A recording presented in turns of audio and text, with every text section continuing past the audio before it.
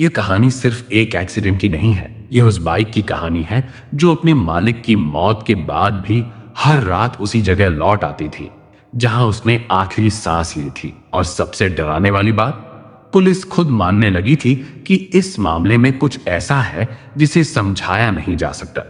उत्तर प्रदेश के एक छोटे से कस्बे में रहने वाला अंकित चौहान 24 साल का सीधा सादा लेकिन बेहद जिंदादिल लड़का था। उसके सपने बहुत बड़े नहीं थे पर साफ थे।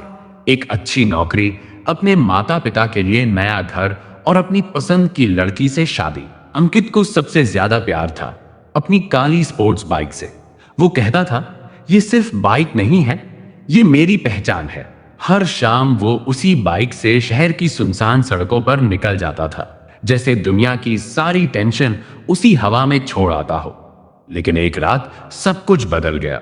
उस रात बारिश हल्की हल्की हो रही थी और सड़कें गीली थी। अंकित अपने दोस्त रवि से मिलकर लौट रहा था। रात के करीब 11 बज रहे थे। रास्ता वही पुराना हाईवे था जहां स्ट्रीट लाइट्स आधी बुझी रहती थी। अचानक सामने से एक तेज रफ्तार ट्रक आया और अगले ही पल जोरदार टक्कर की आवाज पूरे इलाके में गूंज उठी। जब लोग दौड़कर पहुंचे तो सड़क पर सिर्फ खून फैला था और अंकित की बाइक कुछ दूर जाकर गिरी हुई थी। अंकित वहीं सड़क पर पड़ा था, बिल्कुल शांत। उसकी सांसें रुक चुकी थी। पूरा कस्बा सदमे में था।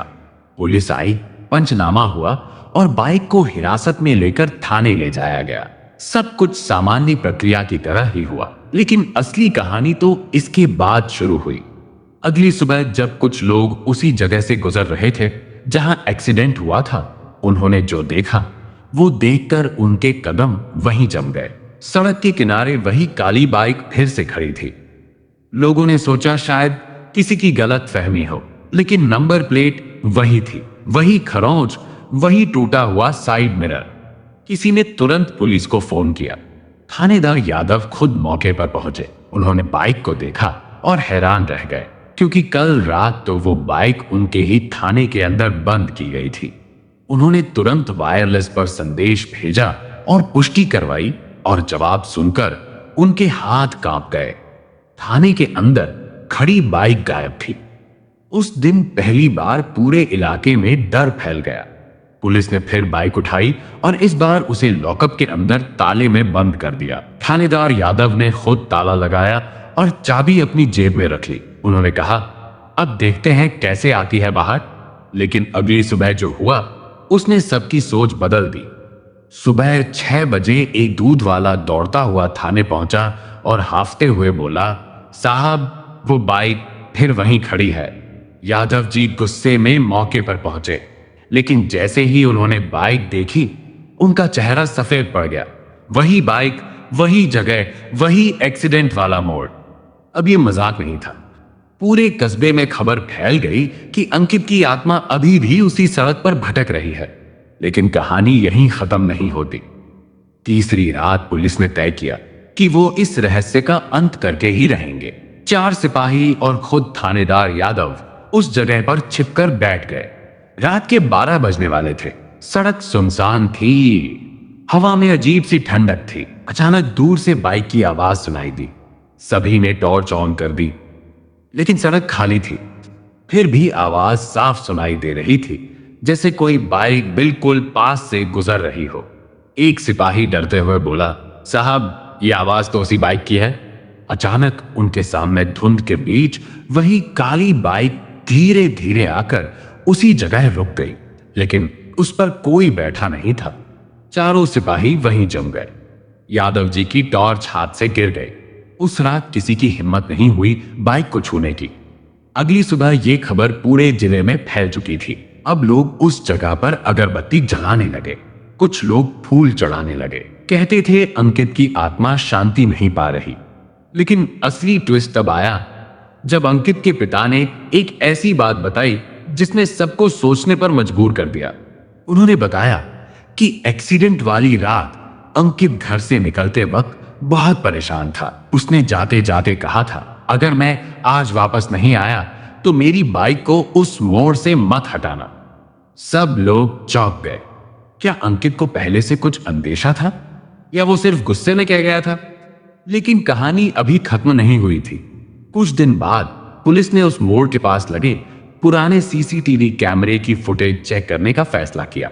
जब फुटेज देखी गई तो कमरे में बैठे सभी लोगों की सांसें रुक गईं। वीडियो में साफ दिख रहा था कि रात के 12 बजे के आसपास सड़क बिल्कुल खाली थी।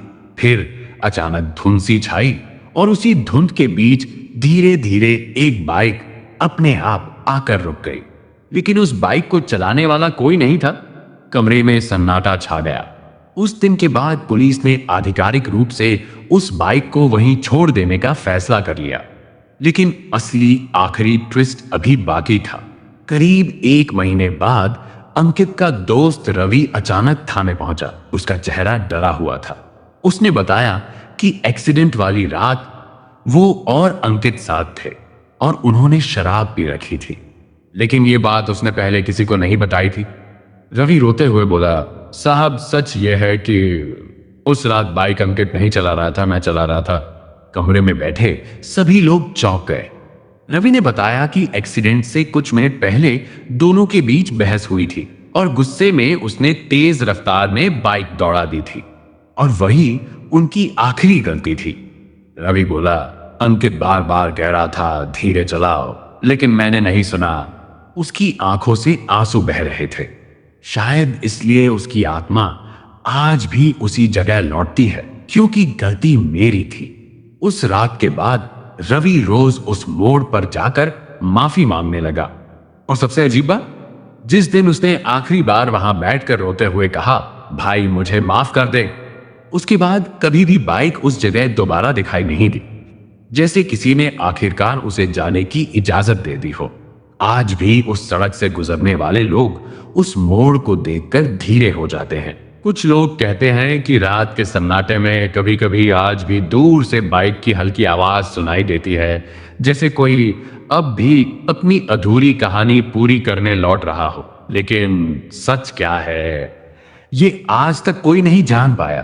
कभी कभी हादसे सिर्फ शरीर को नहीं, आत्मा को भी वहीं रोक देते हैं जहां गलती हुई होती है। इसलिए अगली बार जब आप तेज रफ्तार में बाइक चलाएं तो याद रखिए कोई आपका इंतजार घर पर कर रहा होता है। और अगर आपको ये कहानी सच्ची लगी, दिल को छू गई, तो वीडियो को लाइक जरूर करें, चैनल को सब्सक्राइब करें और ऐसी ही रहस्यमयी सच्ची कहानियों के लिए जुड़े रहें, क्योंकि अगली कहानी शायद इससे भी ज्यादा डरावनी हो सकती है।